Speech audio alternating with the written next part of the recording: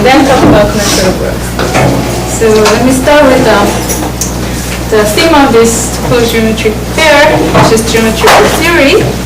So the starting point is to consider groups as a geometric object. For example, if you have a finitely generated group, then basic way is to consider a scalar graph with block metric for some choice of generating set.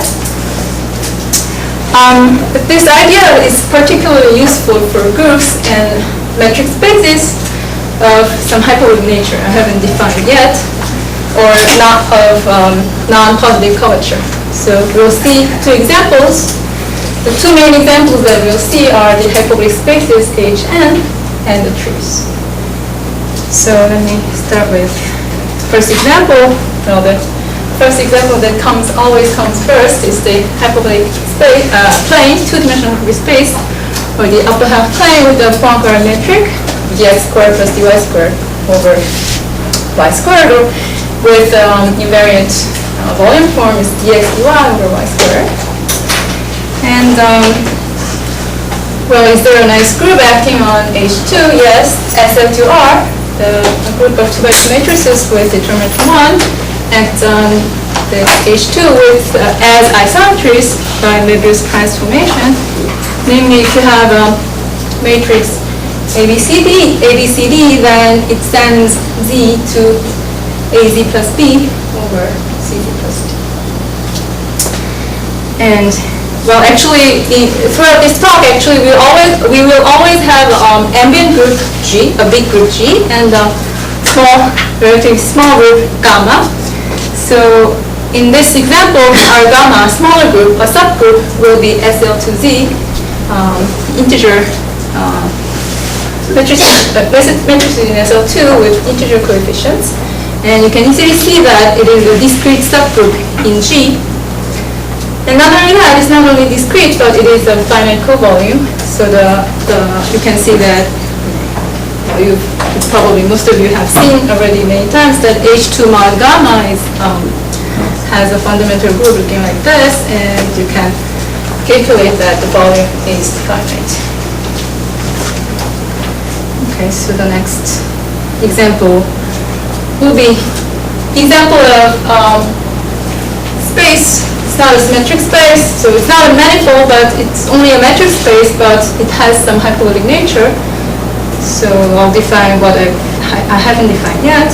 So we'll consider a polyfinite tree. So here we have just three regular tree graph without loops, but more generally we'll assume that at each vertex we have only finitely many edges coming out. So here P equals 2 and we have P plus 1. We'll see why I'm writing P plus 1, but anyway. So we have P plus 1 regular tree, and it has hyperbolic nature in the sense of Gromov. So it is Gromov delta hyperbolic for any positive delta. So what is Gromov delta hyperbolic? A space, metric space is delta hyperbolic if all the geodesic triangles are delta thin. So what do you mean by delta thin? So let's say we have a geodesic triangle ABC. This triangle is delta thin if this delta neighborhood of A and delta neighborhood of B contains C. So here you can see that all the triangles, geodesic triangles, are just tripods, so that just any positive neighborhood of two edges contains the third edge. Okay, so if T is locally finite, the group of automorphisms of T is locally compact. And let me remind you that the topology of G is so that stabilizer balls and bigger balls here will form smaller and smaller neighborhoods of identity. And one can show that a subgroup. So we have this ambient group, a big group, so now we want to have a nice group like SL2Z, that was a small subgroup gamma. So first what we want to know when we have a discrete subgroup. So a subgroup in G is discrete.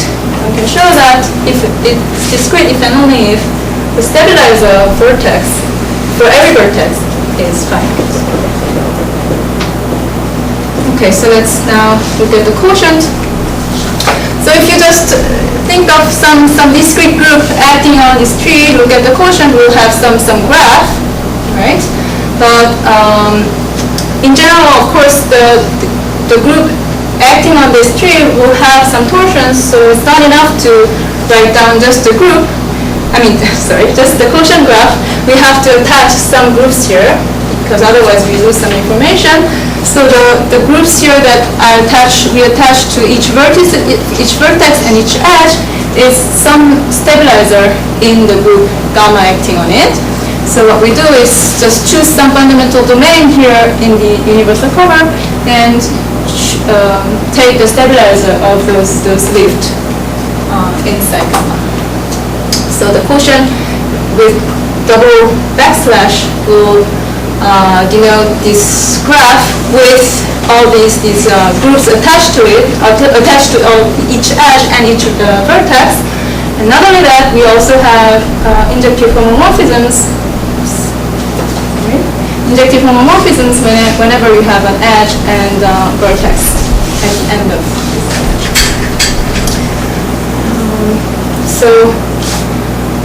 Well, I mentioned that SL2Z is not only a discrete subgroup of SL2R, it's a discrete subgroup of finite co-volume, and we call those discrete subgroups a lattice.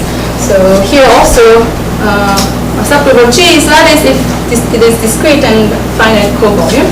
And here, what do we mean by co-volume? You can show that up to some constant, the Haar measure is the same as the following. So the co-volume of gamma is the volume of these graph of groups. So we call this graph of groups. The co-volume of this graph of groups, you can just define it as the sum of 1 over the size of the stabilizers attached to each vertex of the quotient graph. So we want some discrete subgroup such that the quotient has this graph of groups, and such that, so this graph can be, of course, infinite graph, but we want this co-volume, the sum of 1 over the stabilizer, to be finite. So you can see that the stabilizer should grow very rapidly. So there are two kinds of lattices, one uniform or co-compact if the quotient is compact, so in this case finite. Or in other words, we already said that for discrete subgroups, the stabilizers are finite. So what we have here, this quotient graph of groups, will be a finite graph of finite groups. Finite graphs of finite groups. And well, the easiest example will be when the gamma acts transitively on the edges, so that on the quotient we have only one edge with two vertices. And what we want is that when we take the universal cover of this graph of groups, we want to get back to p plus 1 regular tree. So you want this index of the edge stabilizer in the group vertex stabilizer to be p plus 1. So here we can take the edge stabilizer to be identity, trivial, and take the cyclic subgroups of cyclic groups of for the p plus 1 for the vertex stabilizer. So I guess this is the easiest uniform lattice in the automorph subgroup of tree. Okay, so we're going to talk about these pairs of groups gamma and G. Okay, so but for these hyperbolic spaces, large scale geometry, where the boundary is important, so we want to ignore finite index. So groups with finite index will consider them as equal. So for example, if you have finite groups, they're almost trivial to us, and a group and a subgroup of finite index will be more or less equal to us. So we want to define something like that. So of course, if you have finite index of G1 intersection G2 and finite index in G1, they are equal to us, and G2 equal to G1 intersection G2. So we want these to be equal to us, so that's the definition of commensurable. So we say that G1, G2 are commensurable if their intersection is a finite index in both G1 and G2. Okay, so now let's define commensurability subgroup of gamma in G. or commensurator, sure. So this is the set of elements in G such that gamma and its G conjugate are commensurable. They're almost equal. They're equal to us. So it's a nice group, and you can easily see that it contains the normalizer of gamma in G.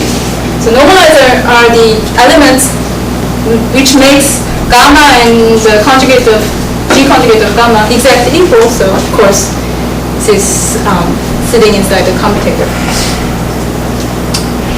Okay, so let's look at some examples with the examples that we have seen already. So let's look at the commensurator of SL and Z inside SL and R. So this will be following the spirit of previous talks, proving a classical theorem. So let's say n equals 2, and I want to find the commensurator of SL2Z in SL2R. So let's look at an element of SL2Q. So I should have written in different ways so that there is some suspense, but you already know the answer. Commensurator is SL2Q. So let's choose an element, arbitrary element with rational coefficients. Let's write it as 1 over m, xyzw, where m is the LCM of all the denominators of the entries, and so xyzw will be integers. And if you compute the G gamma G inverse, you'll see that you'll have 1 over m squared and some other integer matrix.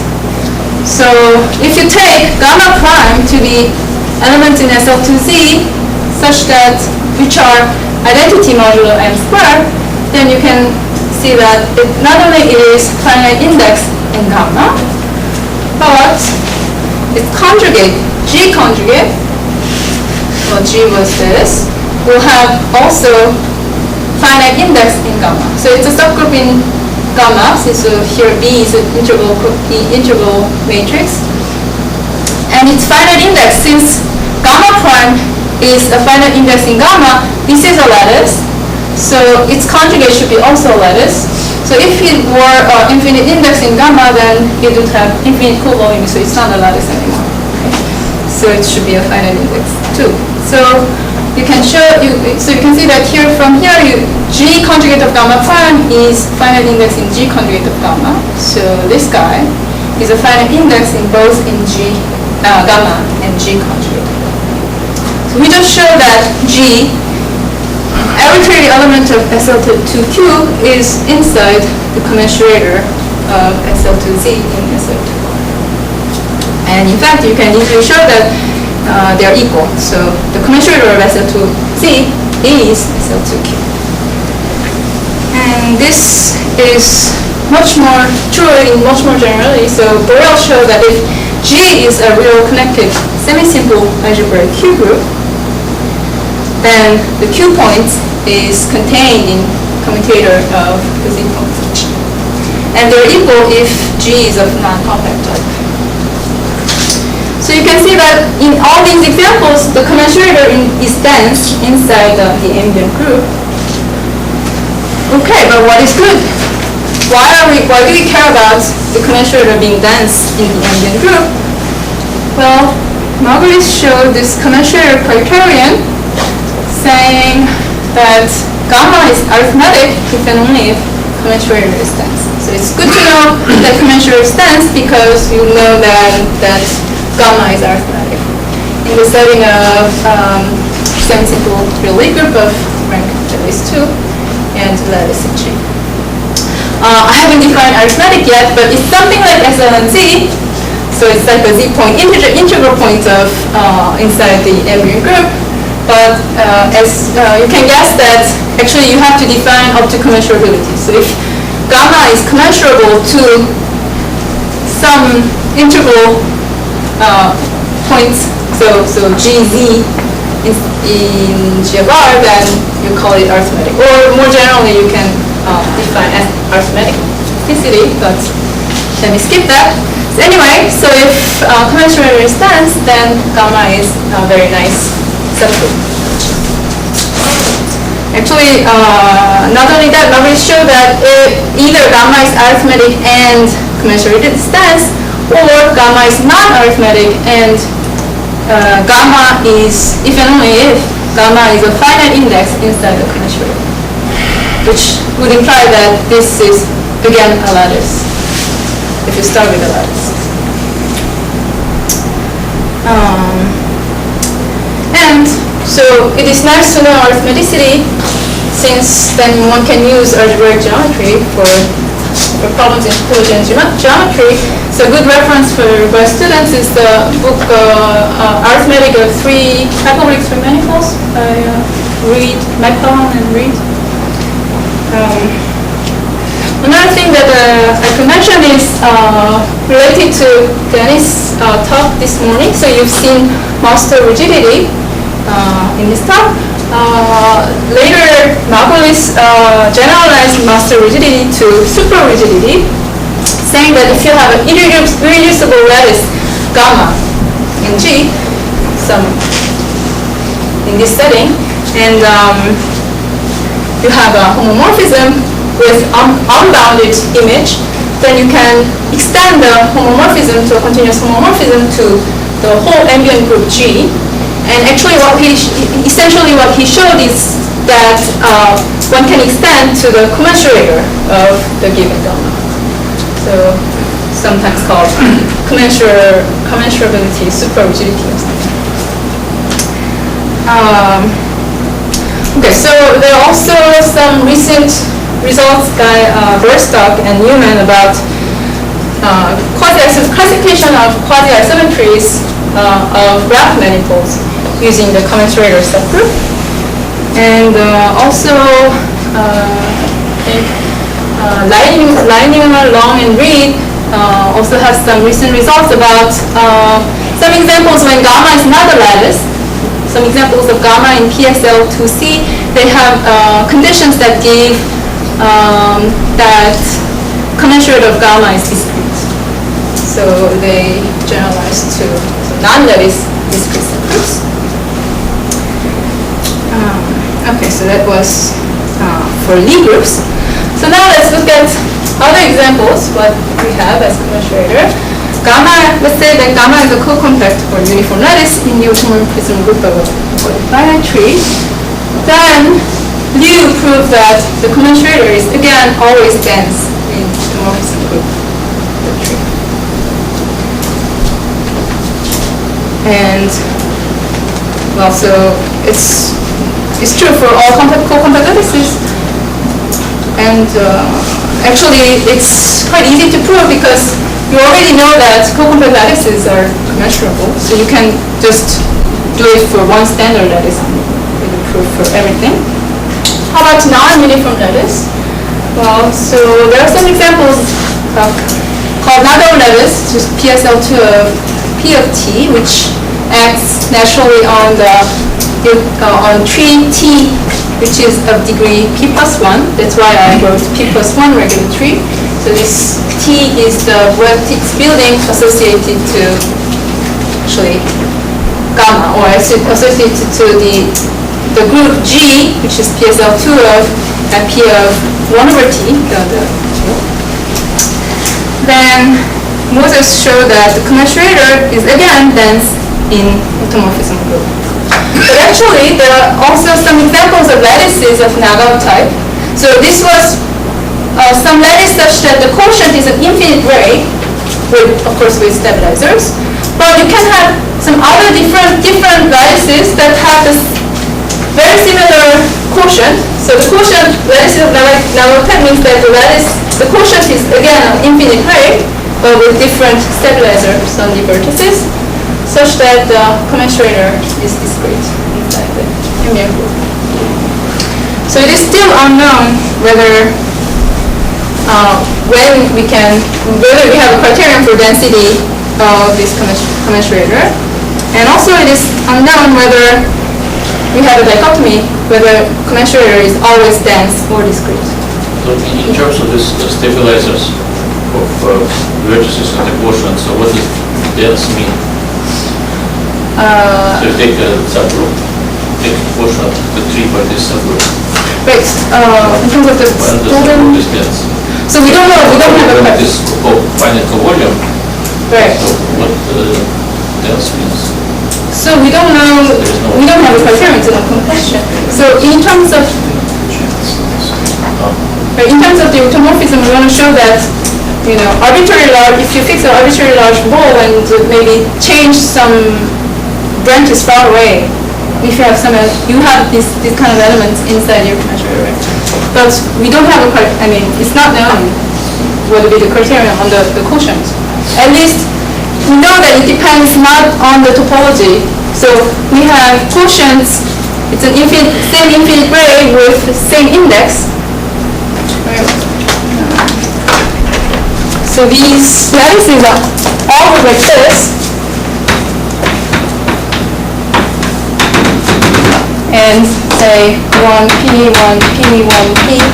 This means that if you have, say, G0, you have G0, G1, this index is p, G1, G2, this index is p again, etc., etc. But for some GIs, we have dense commensurator. Some other GIs, we have discrete commensurator. So it really depends on the group in that.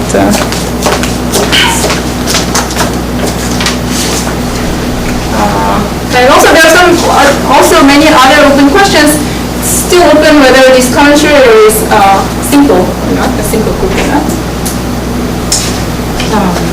Yeah, let me just mention that. Okay, that was the third part. Now in this talk, I'd like to talk about something else. It's about commensurator growth. So it's about this commensurator group, how it grows. You're looking at inside this commensurator group.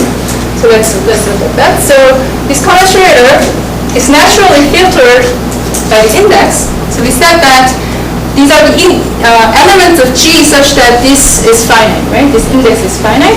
So you want to filter by the index of this index. So you want to say that nth commensurator is the set. It's a set of elements in G such that the index is n. The index of the intersection in gamma is n, and one can easily see that this is the same as the index of this intersection in G conjugate of gamma. Okay, and I already mentioned that this commensurator group naturally contains the normalizer, and you want to count how this grows, but of course you want to start with finite number. So we're quotient by this normalizer, so this normalizer corresponds to C1, right? So that C1 is just 1. Okay, so C1 will be the size of this set quotient up to normalizer. Normalizer Of gamma. not contained in written number. Sorry, right. Maybe I should write up to Cn instead of n, yeah.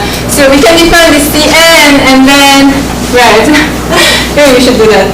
So we can define C up to n as the sum of C1 up to Cn. Image, cardinality of the image and the quotient. Yeah. Okay, so now we're interested in the growth of this Cn. And our main result is that all the uniform lattice in the Lie group, PGL2F for some local field F, and uniform lattice in the automorphism group of trees, they all have dense commensurator, but they have very different growth rates. And that is polynomial versus exponential. So let me state our result a little more precisely. So first non-trivial example will be three-dimensional Heisenberg group, which I will define maybe later. I'll define later. We'll see some proof. Then we know that this, so right, we're using C up to n, so sum of C1 to Cn, and it grows cubically. Not only that, we know exactly that the limit of C up to n over n cubed goes to 0.277 something. So we know the growth exactly. And more generally, we can also show that if you have an arithmetic lattice in PGL2F, fulfilled, then this C up to n grows quadratically. We don't have the exact limit, but we know that this number, the limit is bounded away from 0 and 1. And what about tree lattices? Well, if you have a uniform lattice, co-compact lattice in the automorphism group of tree, well, we need to assume that T is a uniform tree. So a uniform tree means that there is a uniform or co-compact lattice. There exists co-compact lattice in the automorphism group of a tree. So what does it imply? It implies that, so there are some quotients such that the quotient is finite graph of n groups. That means the degree of vertices that one can have is just finite number of, not finite set. So if you have a uniform tree, then one can show that it grows exponentially, n to the n, or 2 to the n log n. So you can find some constant that depends on gamma, such that for any sufficiently large n, the c up to n is between 2 to the c1 n and 2 to c2 gamma n log n. And so these are the main results that we showed. We believe that it's not too hard to generalize this to like SLNR, SLNZ, SLNR. But what we really don't know is this question: is there a function such that for any lattice in a finitely generated group, the C up to n is bounded by some function? So we found that if you don't have this condition of being lattice, then you can have arbitrary growth, arbitrary fast growth, by taking some semi-direct product of Fp here and very, very small discrete subgroup. But it's not a lattice. It's too small so that Cn is very large, grows very rapidly. So this is, we don't know the answer to this question. Okay, so now the remaining part of this talk, we talk about ideas of how to prove these results. So let me start with tree lattices. So first note that a uniform lattice is a finite index in its normalizer. So we'll count commensurator up to the lattice and not up to the normalizer. And the next thing is that there's a bijection between G mod gamma, the automorphism group mod gamma, and the collection of covering maps. So this is very basic. Well, what do we have? If you have G gamma here inside, then you can just compose with the natural projection to have another map from T to T mod gamma. Sorry, so this Y is T mod gamma. Conversely, the inverse map is the following. If you have a covering map, of course, it leads to a covering map from T to T, but since T is simply connected, G is actually an automorphism. So this map, clearly, it gives the bijection between coverings and these G mod gamma. And the same map will induce a bijection between the commensurator group, mod gamma, and the collection of covering maps, such that the gamma orbits have size n. So what you want here is that the index to be n, and index of the intersection to be n. So how do we know? So this is also quite straightforward. So how do we know? We know that, so gamma x on the right on G gamma, like this. So what is the stabilizer of gamma G? We want G gamma to be gamma G. So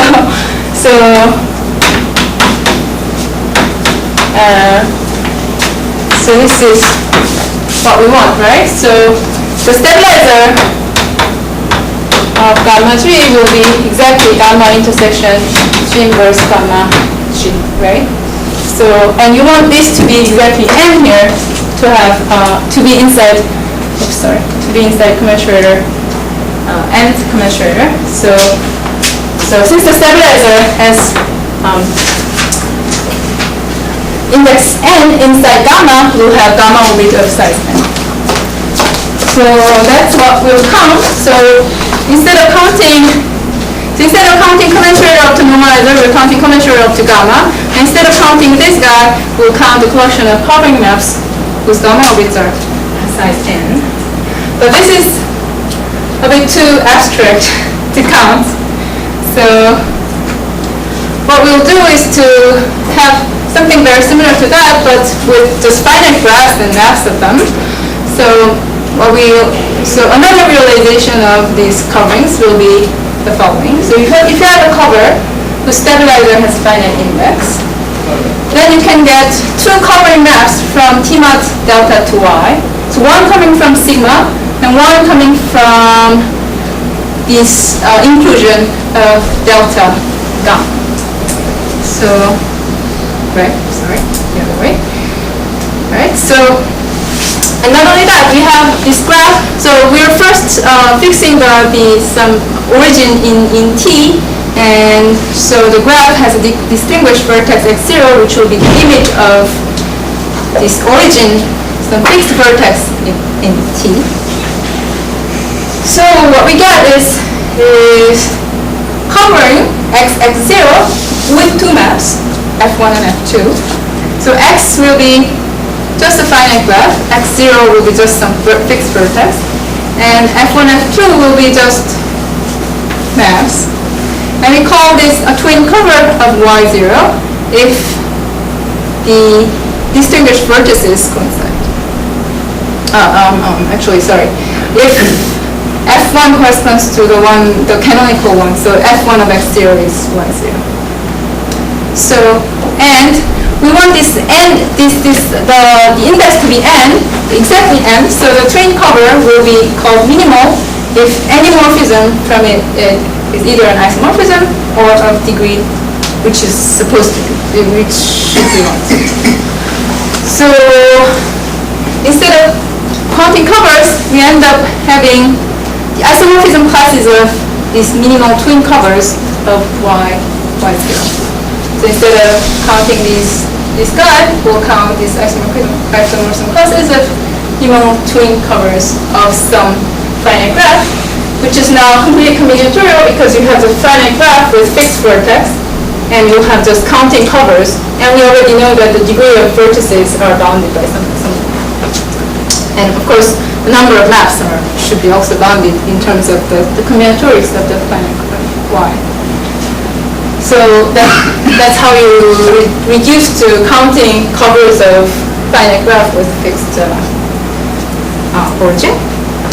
So now let's look at the proof for lattices in Lie groups. So what does it give? So you count the double covers. So what result does it? That result gives exponential one, 2 to the, it's like a 2 to the n log n, or n power to So n log n. Yes, n log n. And how about lattices in Lie groups, which gives polynomial? So as we often do, let's first define the generating function. So it's sum of n, 1 over n power s with coefficients cm of gamma in G. So we call it commensurator zeta function. And what is good about this function is that the zeta function of products of gamma and products of GI will be just product of zeta functions. So that, as one often do, we can just calculate this separately. And where do we use this? Such an infinite product arise from a Lie group. So for example, we've seen trophy groups. For example, let's take this CP completion and the ring of finite adels. Then you can show that, of course you have this group that you start with should have strong approximation property, which means that G of Q, the rational points of G, is dense in G of this ring of finite adels. And if you have such strong approximation property, then one can easily show that this zeta function is just the product of zeta function on ZP. So G of ZP inside G of QP. So instead of finding the zeta function, you can just find the zeta function locally. So the first example that I gave, the result is a three-dimensional Heisenberg group. So let me define it now. So as I said, it's G of Z. Z is just Z squared plus Z. And the conjugation goes like this. So if you have V alpha conjugated by U beta, then it's V and alpha plus B UV, where V is the form, symplectic by binomial form, corresponding to 0, 1, negative 1, whatever it is. It is known that G has a strong approximate emission property, and not only that, the commensurator, both the normalizer and the commensurator of GZ in GQ is just, GZ in GR is just the commensurator of GZ in GQ times the center of GR. So I was saying that both of these are these up to the center of GR. So this commensurator of GZ in GR is like modular normalizer is just the same as commensurator of G of Z inside G of Q. So that's how, so say we want to say a result for PGL to Z in PGL to R, instead of doing that, so we'd have PGL to Z inside PGL to Q, and then we go to each P, so compute this theta function locally, and you get the result. And for each P, it's just parameterizing by some finite number sets and just some calculation, and you get this number, the function, the rest. And looking at the function, you can see that the zeta function of GZ in GR is just in terms, we can express it in terms of Riemann zeta function. So the classical Taubert theorem says that it grows cubically. Not only that, we know that the limit exactly grows. And so we don't have this for more general groups. We wouldn't have exactly this zeta function, classical Riemann zeta function, but we have yes, for more general setting, we don't know the function exactly, but we know that it is meromorphic in the half plane, and it has a simple pole at s equals 2. So there's some generalized Taubert theorem that I didn't know before, which implies that there exists some constant such that it grows quadratically, and we know that this limit is some positive constant. Actually, I'll stop here. Thank you for your attention.